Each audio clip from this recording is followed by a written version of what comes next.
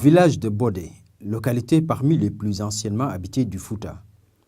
Située dans la partie traditionnellement appelée le Lao, non loin du fleuve, la localité est aujourd'hui chef-lieu de commune.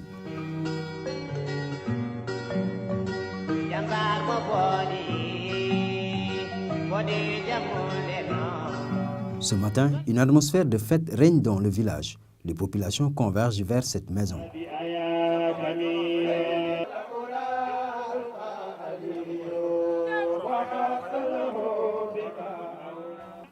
Une cérémonie traditionnelle de graduation s'y déroule.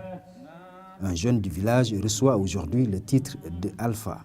À partir de ce jour, le jeune homme devient maître en exégèse du Coran.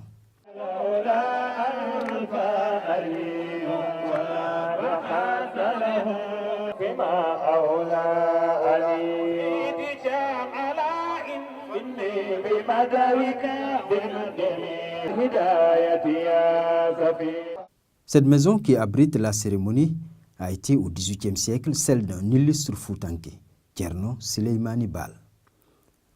L'homme qui deviendra plus tard le leader de la révolution du Fouta est né dans ce village vers 1720. Il vivait ici avec sa famille. Ses arrière-petits-fils l'occupent aujourd'hui. Certains objets qui lui appartenaient y sont toujours conservés.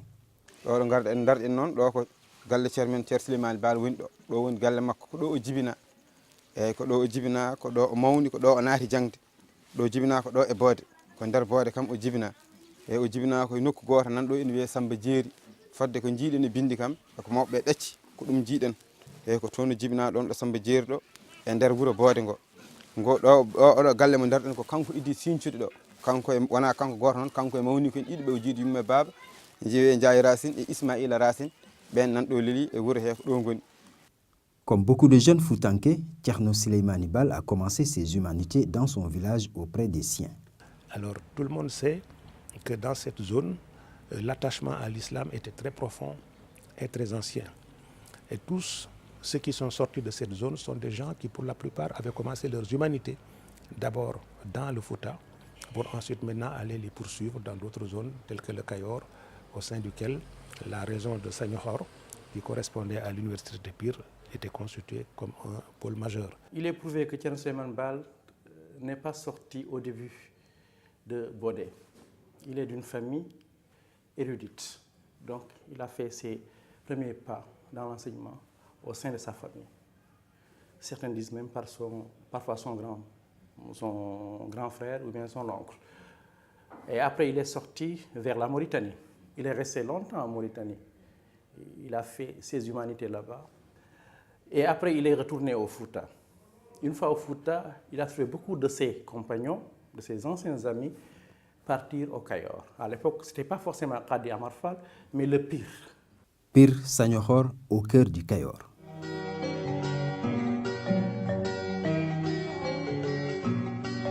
Au XVIIIe siècle, Pire abritait une célèbre université islamique. L'institution y avait été implantée vers 1603 par Khali Amar Fall. Les étudiants venaient de toutes les contrées pour y approfondir leur formation islamique. Les enseignements qui étaient dispensés étaient très recherchés par les étudiants musulmans de l'époque. C'était une prestigieuse école où se côtoyaient différentes communautés. Il y avait à Pire un viatique qui fait que tous ceux qui y ont passé ont eu ensuite un comportement extrêmement important qui leur a permis, dans toutes les zones où ils se sont trouvés, d'être des éveilleurs d'idées. Voilà. Et en même temps de promouvoir des mouvements qui se sont la plupart du temps traduits par leur caractère révolutionnaire. Et ils ont introduit des changements extrêmement importants. wax nañ ne daan nañ fi jàngale benn téere bu am solo bu ñuy wax Risala Risala mag ñi dañoo wax ni ku ko mën war nga mën a yor ab dëkk bon téere boo xamante ni bii ku ko yor mën a yor ab dëkk ku mën a yor dëkk mën a yor réew. Thierno Souleymane Baal rejoint Pire en compagnie de ses frères vers les années 1760. Il trouva sur place une forte colonie de Foutanké. Il séjourna pendant quelques années dans l'université. Aujourd'hui, beaucoup de ceux qui portent le patronyme Baal dans le Cayor se considèrent comme ses descendants. Vous savez qu'à cette époque-là, les communautés religieuses du Sénégal avaient aussi une politique. Chaque fois qu'ils formaient les gens, ils faisaient tout pour que cette formation puisse perdurer à travers des liens. Alors ils donnaient donc aux gens des femmes, n'est-ce pas, pour que les femmes soient le lien qui puisse exister entre le milieu qui les a formés. Quand le marabout constatait que tel de ces talibés était quelqu'un qui avait des qualités particulières, des fois il lui donnait sa fille, des fois il lui donnait sa nièce, des fois il lui demandait d'aller dans telle maison, prendre épouse un tel et un tel. Ce village s'appelle Mbalen. Il se trouve à quelques encablures de Pire. Ici, la grande majorité des habitants portent le nom de famille Baal. Mbalen nag li ma ci xam ci ak cosaanam moo di maam Ismaïla Baal mooy ki ko sanc bi mu ko sancee itam yàlla dogal na def na fi ay at walbati ko doon dellu Fuuta di jële ak njabootam yàlla dogal mu faatu ci yoon wi bi mu faatoo itam njaboot gi mu fi bàyyi woon mooy benn doom la fi bàyyi woon bu góor bu ñuy wax Racine Baal Racine Baal moom la fi yàlla déggal mu nekk fi jël fi ay soxna am fi doom ju ñuy wax Souleymane Baal. Ismaïla moomu nag dama xamul moog Souleymane dañoo bokk ndey ak baay xaw ma nu ñu bokkee waaye xam naa ni moom soreewuñu ndax baay Baal la bëri de mas na maa wax ni ma su Ismaïla moomu de moog Souleymane ñoo bokk ndey ak baay. Après quelques années à Pire, Thierno Souleymane Baal retourne dans son Bodé natal. Il y édifie une mosquée et rallume son foyer. Ko ɗo ene wiye ha joni e nder mbundi Fuuta ko ɗo woni cosaan par ce que Thierno Souleymane Baal nde ari ɗo ete nde ena famdi jannginowo ɗo duɗal ɓurana walla diidowo juma ko ma Thierno Souleymane Baal naati Fuuta yehi Pire yehi banggueji ɗi fof arti ha ɗo ete nde diidi juma Bodé o ruttani duɗal muɗum ngal darnongal no wirumaɗa ni kañum e miñiraɓe muɗum ena janngina ɗo janginta ɗo Fuuta fof nooti hen dilli ari nani dillere nde ari nottiti e nder koɓe janginta ko almuɓe ɓe no mbayi hewde ni e ganduɗa ha joni almuɓe mbayi hewde ni e hay almuɓe jinneji ne gonno hen hono ɓe cerdirtaɓe ko geeji e geejol ngol waɗa ni ngol ɗo waɗa ni e ko ɗum ɓe gandirta ɓeɗo goni yimɓe ɓeɗo goni jinneji hono ɓe cerdirta ɗumen ɗo noon wonno ɗo ko jammi ko mawki kewki ɓuɓri ko minen noon min kawre makki ɗo henne e less lekki gonnoki ɗo mawki ki ena waɗi loonde mawde wiyetende mbandu loonde woni kanari ndaal mawɗo ena wonno ɗo e ngan sanga sa ƴeewi woyndu ala forage ala min ƴogoyta ko maayo marigot to min ƴogoyta deh maayo ngo e ɗo ça fait 1 kilométre 500 ko to ndiyam addoyte e ngan sang kadi aussi sa ƴeewi ena wayno hay ko rondortene saɗi no wiyatano tasa ala beñuwar ala woodi ko loonde ma nawa loonde maayo ƴooga ha heewa gadda yimɓe ko jari ena saɗi ala ko haali ko ɓufti kanko e less lekki he wanno ko loonde nde meeɗa gasde ndiyam hay goto meeɗa arde udditi loonde nde tawani hen ndiyam hay goto kadi meeɗata wiide kadi meeɗi ƴogde beñuwar addi baɗe nder loonde he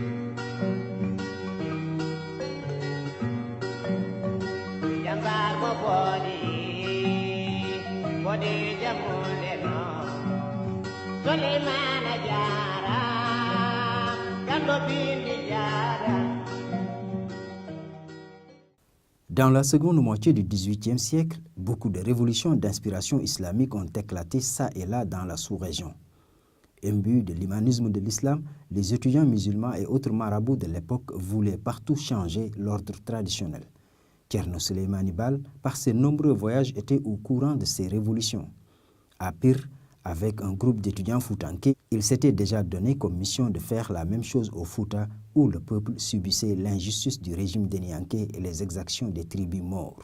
Je pense qu'il y a à la fois des facteurs externes et des facteurs internes. Pour les facteurs externes, il y a surtout donc la pression des Maures, qui exerçait beaucoup de pression donc, sur les populations de la Moine-Vallée.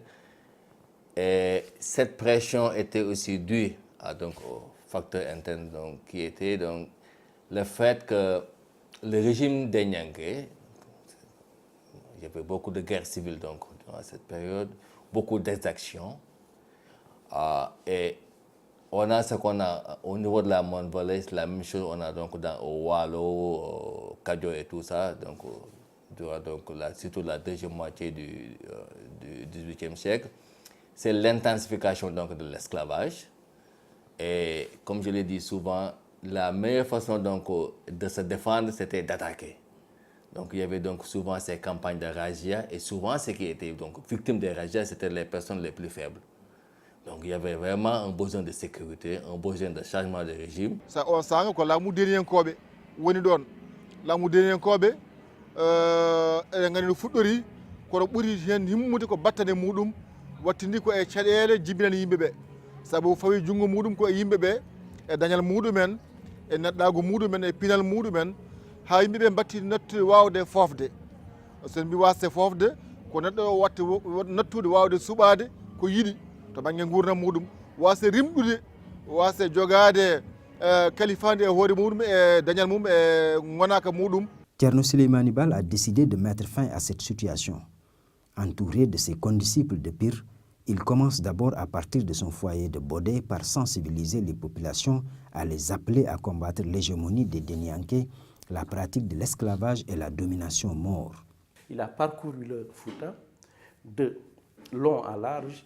Il a envoyé beaucoup de correspondances à tous les érudits, au-delà même du Fouta, pour dire que la situation ne va pas. Souleymane Baal ene jogui keeridi wonde ko joom gorko joom miijo e gorko joom gollal. Ɗum waɗi yimɓe o dañi ko wiyete ko mbawɗon hannde wiide yimɓe koolimo jaawi hoolade makko. Mi wima nane nde o ari o haali hoore fonde, o ari Thiron, o ari Diaba, o ari oɗo diwan, o haalde anduɓe mbaɗi ko batu muɗumen, mbaɗi ƴewndimo, jurni, ƴeewimo holɗo yahata, no yarata, no mijotto, ha mbawi hoolade mo. Ɗum koto banggue anduɓe holko wawi wadde mo mobilisé walla rendinde anduɓeɓe beele mbawa yantude e makko. Ɗum koto banggue yimɓe koolimo, to banggue yiyande makko eko haali ko. Kono ko ɓuuri tidde ko walli Ceerno Souleymane Baal e wawde rendinde yimɓeɓe, o dilliniɓe, o noddaniɓe tan e haala. O fuɗɗori d'abord ko adi fof ko golle. L'une des actions les plus éclatantes dans cette marche vers un régime politique plus juste a été la victoire sur les Maures. Victoire qui a mis fin au Mudo Horma, qui était une sorte d'impôt que les Maures prélevaient chaque année sur les récoltes des Foutanké avec la complicité du régime des Nyanké. Il a fait face à ces Maures qui venaient collecter ça depuis sa jeunesse. Il a pu défaire quelques morts. Et à partir de là, il y a eu un écho. Tout le Fouta a entendu qu'il a combattu les Maures qui venaient collecter le Mudo Horma. Il a décidé de former un groupe pour vraiment interdire ça au Fouta. Il n'était pas au pouvoir. Il y avait le régime de Nyankobe qui fermait les yeux sur ça. Mais lui, il a fait face avec son groupe. Et ça a marché. Et là, il commence à être célèbre. C'est lui qui nous a libérés de cet impôt-là. Galvanisé par cette victoire, Thierno Souleymane Baal s'érige en véritable défenseur des faibles.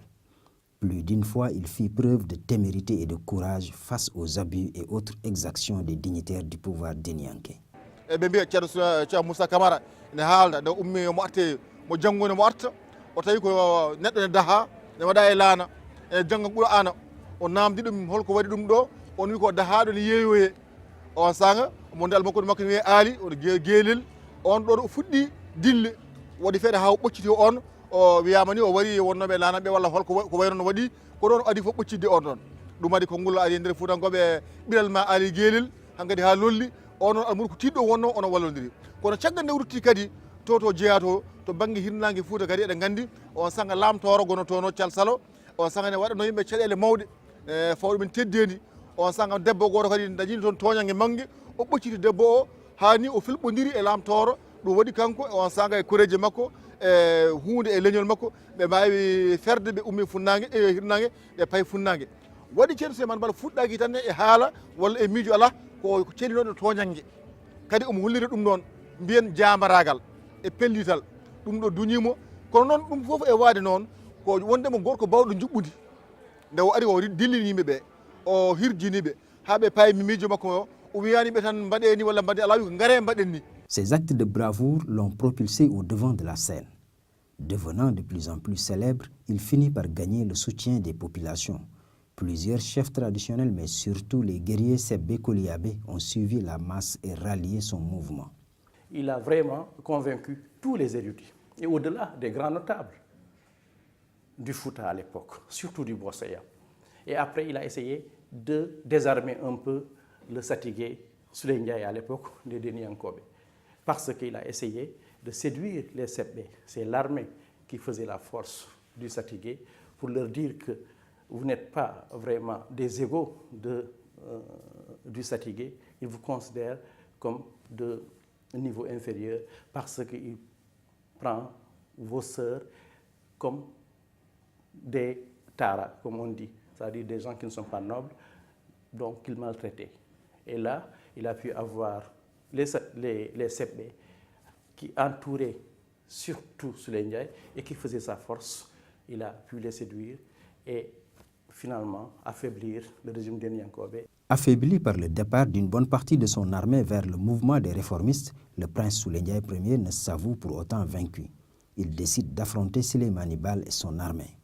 laamu a wawa tawa laamu ne jooɗi fodde duuɓi temedde ɗiɗi pawɗi capanɗe joyi e pawɗi mbiya aɗa firta ɗum ñalama goto wasa habtade ɓe kaptima no feewi ne jeeya tan ɓe kaɗiɗomo haalde ɓe kaɗiɗomo wajade hayde o ari on sanga waali mo yiɗi naatde o haalde horko ƴehe jafo ɗon omo yiɗi haalde on sanga Satigi mawɗo laamu deni ko on sanga ɓe kaɗimo nadde wuuro ngo ɗum waɗi o waɗi calel makko to caggal wuuro to omo yimɓeɓe gardama ko seeɗa mo waajoɓe ha ɗum rokkimo yimɓeɓe famde ko haalata ko ɗum waɗi on saaga en jiiya wonde kamɓe ɓe etima haddemo kono nde wonno o waɗi golle goɗɗe ko adi ɗum ɗon woni golle nder. La tension était à son paroxysme.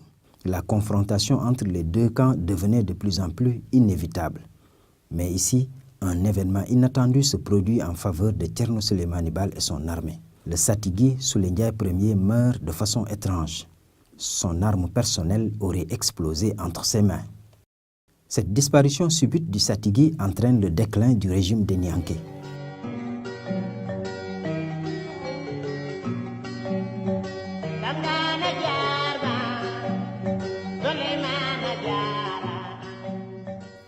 Le régime des Nianké neutralisé, il faut vite mettre en place un nouveau pouvoir. Thierno Souleymane Baal réunit à Horéfondé le congrès des intellectuels et des notables du Fouta. C'est cette assemblée qui a déclaré la fin du régime des Nianké et mis en place les principes constitutionnels d'un nouvel État d'inspiration islamique appelé Al-Mamia.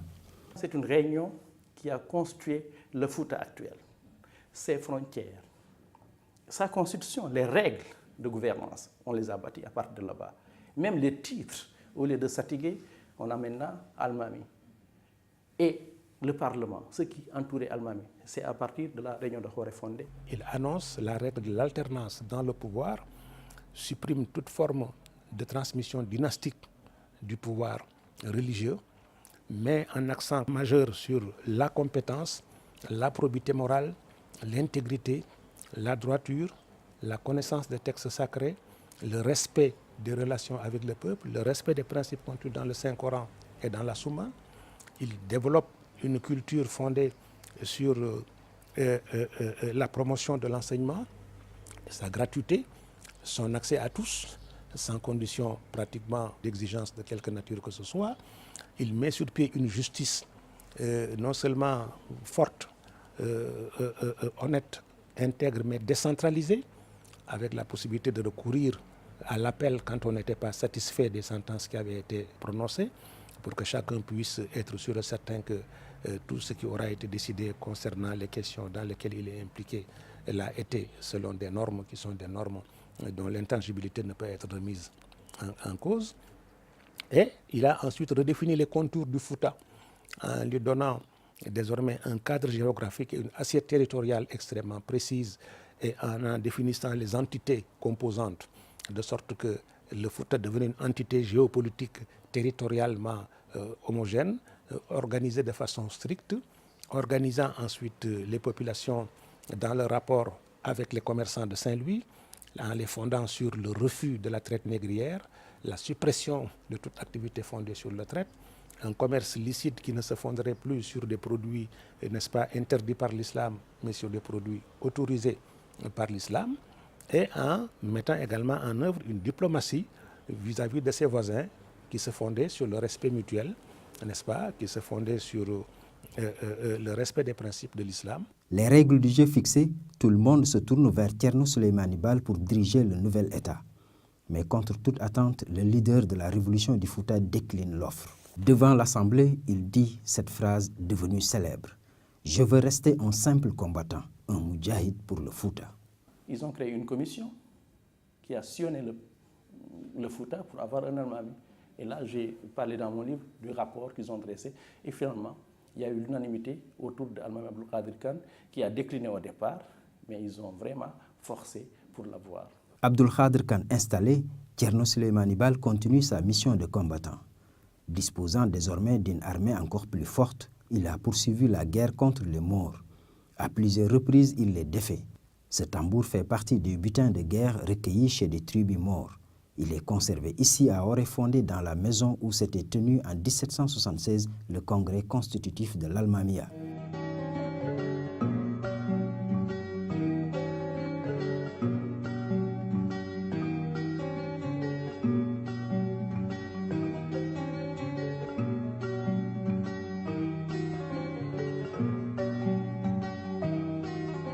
Un jour de l'année 1776, dans la poursuite des Maures, Thierno Souleymane Baal franchit le fleuve. Il tombe ici, sur cette dune, les armes à la main. Le lieu se trouve aujourd'hui en territoire mauritanien, non loin du village de Djinga. Il était âgé d'environ 57 ans. Sa défaite, surtout, c'est de la négligence. Ce n'est pas de sa part. Il a averti, un homme averti. Ils avaient vraiment défait le groupe des Maures qui a fui vers la Mauritanie. Son armée avait la confiance. Mais les femmes étaient restées sur place, les femmes mortes.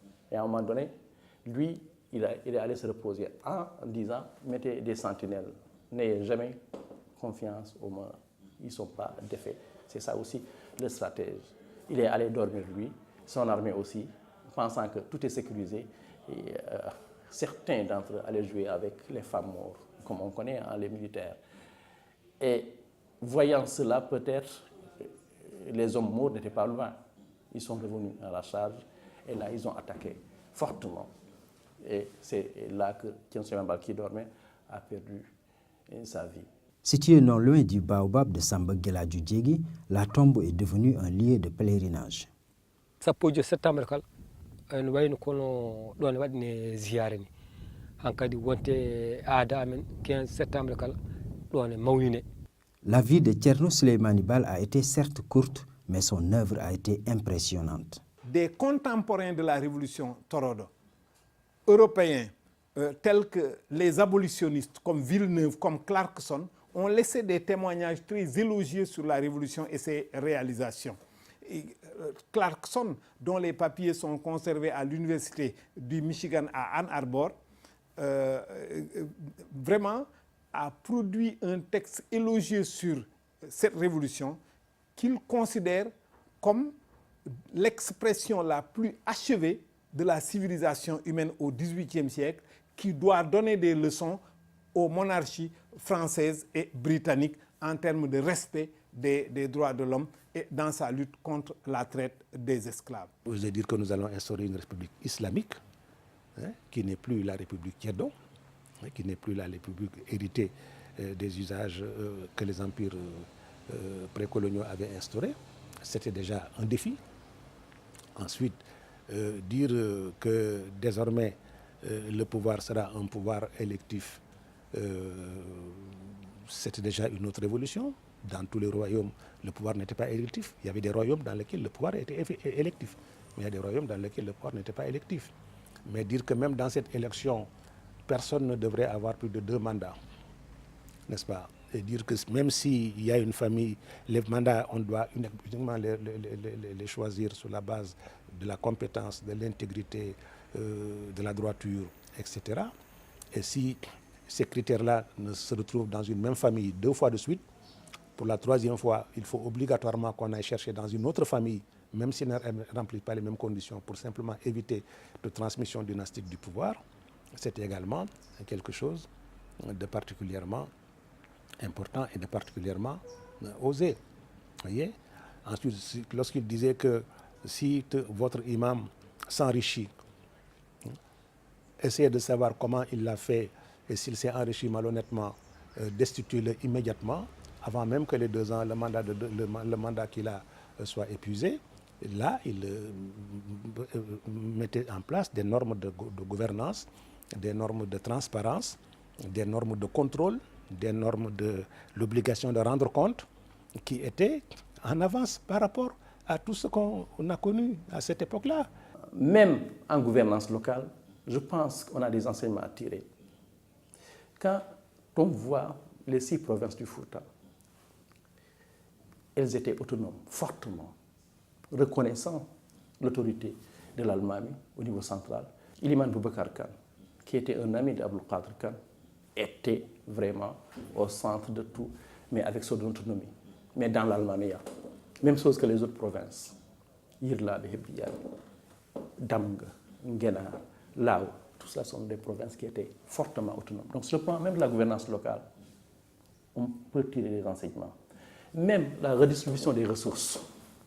Vous savez, en parlant de l'autonomie des provinces, même des villages, la gouvernance locale, au vrai sens du terme, les ressources qui étaient collectées étaient redistribuées au niveau local. Donc on essaie de gérer les pauvres au niveau local. Je ne parle pas de bourse familiale, mais on essaie de réduire la pauvreté en essayant de collecter de la zakat légale et le cheptel de la récolte, de la fin du mois de Ramadan. Tout cela a été collecté par le chef du village et le Qadi et l'Almami étaient redistribués au sein du village. Au Fouta, son nom transcende les âges et les vicissitudes de l'histoire. Il est toujours chanté par les griots, dépositaires des traditions et des hauts faits guerriers. Yimɓe ɓe teskiti cuusal makko, yimɓe ɓe teskiti gandal makko, yimɓe ɓe teskiti mbawka makko, yimɓe ɓe teskiti jibinande makko. Wonno jikkuji makko ɗi fof ene namni wonde jambaro, jikkuji makko ɗi fof ene namni wonde gando, jikkuji makko ɗi fof ene namni wonde ɓi jibinande moƴƴere. ɗeɗo gueɗe tati fof ene kawri e manade e hoore Demba Maymouna Ndiaye, Abdallah Samba, Ili Bana Birom, Bocara Moussa Massangi Diédé Ñaran Waro, Souleymane Racine, Bocara Samba, Birahima Rouroub. À côté de Thierno Souleymane Baal, d'autres hommes illustres ont fait leur apparition dans le Fouta et ailleurs au Sénégal entre le XVIIe et le XIXe siècle. Mais aujourd'hui, leurs œuvres ne sont relatées nulle part. Même leurs sépultures sont devenues anonymes ou ont disparu avec le temps.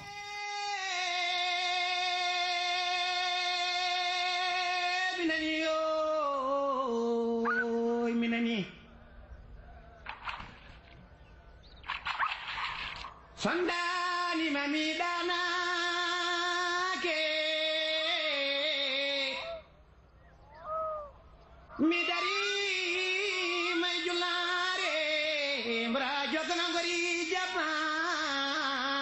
Il faut que nous organisions des recherches systématiques pour toutes les personnes emblématiques, toutes les figures importantes, dont le comportement, dont les gestes, dont les actes ont été déterminants dans le progrès économique, social et culturel de notre pays. Et que nous les fassions connaître, aimer, discuter, découvrir. Nous les documentions dans des conditions telles que chacun de nos enfants, dès l'école maternelle, commence à savoir qui est Thierno Souleymane Baal, savoir qu'il a existé un Thierno Souleymane Baal, savoir que le Fouta a été une terre pionnière, un précurseur qui a ouvert la voie, n'est-ce pas? Savoir que d'autres expériences ont été tentées ici ou là. Et qu'on n'ait pas honte de comparer ce qui s'y faisait avec ce qui se faisait dans d'autres parties du Sénégal, parce que le Sénégal, à cette époque, était une réalité composite dans laquelle il y avait des niveaux de développement qui n'étaient pas égaux. Il y avait des endroits où il y avait la lumière, il y avait des endroits où il y avait l'obscurité. N'est-ce pas? Mais c'est le monde entier qui est ainsi fait. Qu'on puisse également accepter des comparaisons avec d'autres pays et qu'on voit ce en quoi nous étions en avance par rapport à eux. Que tout ceci soit fait sans nationalisme inutile. On ne le fait pas pour le plaisir de dire nous sommes ceci ou nous sommes... Non, nous le faisons pour que le monde sache ce que nous avons apporté au patrimoine de l'universel.